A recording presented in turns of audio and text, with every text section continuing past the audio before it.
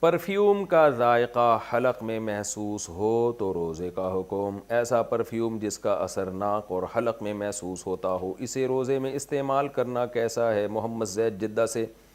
جان بوجھ کر ناک میں پرفیوم ڈالنا یہ جائز نہیں ہے، اس سے روزہ ٹوٹ جائے گا۔ لیکن آپ نے پرفیوم لگایا، نیت آپ کی سونگھنے کی نہیں تھی کہ ناک کے اندر اس کے ذرات لے کے جائیں، لیکن چلے گئے تو انشاءاللہ اس سے روزہ نہیں ٹوٹے گا آپ کا۔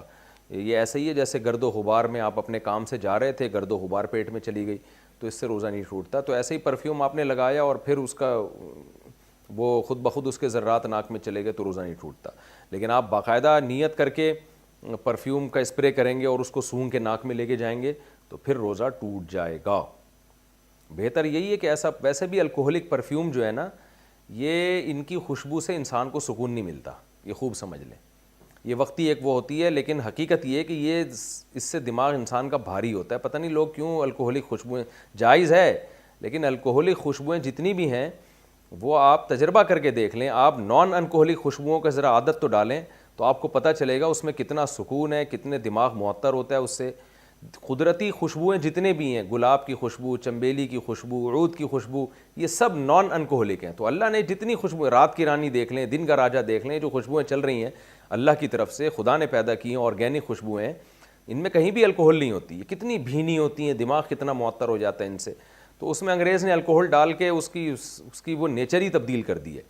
تو میرے سامنے تو کوئی الکوہلک خوشبو لگا کے بیٹھا ہو، میرا تو دماغ خراب ہونا شروع ہو جاتا ہے۔ میں کہتا ہوں پتہ نہیں لوگوں کو، خیر لوگوں کے اپنے اپنے ذوق ہوتے ہیں۔ تو جائز ناجائز کی میں بات نہیں کر رہا، جائز ہے، لیکن میرے مشورے پر آپ کبھی کچھ دن نان الکوہلک خوشبوئیں، جو جس کو عطر کہا جاتا ہے، وہ آپ ذرا استعمال کریں، مزہ نہ آئے پیسے واپس۔ عرب زیادہ تر نان الکوہلک خوشبوئیں استعمال کرتے ہیں۔ آپ دیکھیں سعودی عرب آپ جاتے ہیں، ایسی بھینی بھینی معطر خوشبوئیں آتی ہیں۔ آپ کمرے میں عود کی دھونی دیں، آپ عود کی لکڑی جلائیں یا ایسے ہی کسی درخت کی لکڑی جلائیں، ایسا پیاری خوشبو آئے گی۔ اور آپ الکوہلک اسپرے کر دیں تو تھوڑا سا اچھا لگے گا، لیکن دماغ اس سے آپ کا بھاری ہونا شروع ہو جائے گا، چھینکیں آنا شروع ہو جاتی ہیں لوگوں کو، پتہ نہیں کتنے قسم کے مسائل ہوتے ہیں۔ روزے میں ذائقے والی مسواک کا حکم۔ کیا رمضان میں ہر قسم کی مسواک کی جا سکتی ہے؟ یعنی جو پلاسٹک میں پیک مسواک ہوتی ہے اس میں ذائقہ سا ہوتا ہے، اس سے روزے میں کوئی فرق تو نہیں پڑے گا؟ تاج رضا۔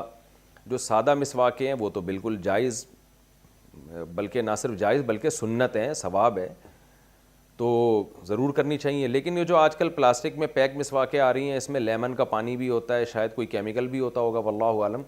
تو پھر چونکہ اس کو لیمن میں باقاعدہ ڈبویا ہوا ہوتا ہے، اس پانی اس میں پیا ہوا ہوتا ہے، تو پھر اس میں روزے میں بہتر یہی ہے کہ وہ نہ کی جائے، کیونکہ کوئی بھی ذائقے والی چیز، جو بھی مسواک کے علاوہ اگر اس میں کوئی ذائقہ شامل ہوگا تو وہ روزے میں استعمال کرنا ناپسندیدہ ہے، مکروہ ہے، کیونکہ اس میں خطرہ ہوتا ہے کہ وہ ذائقہ آپ کے حلق میں نہ چلا جائے۔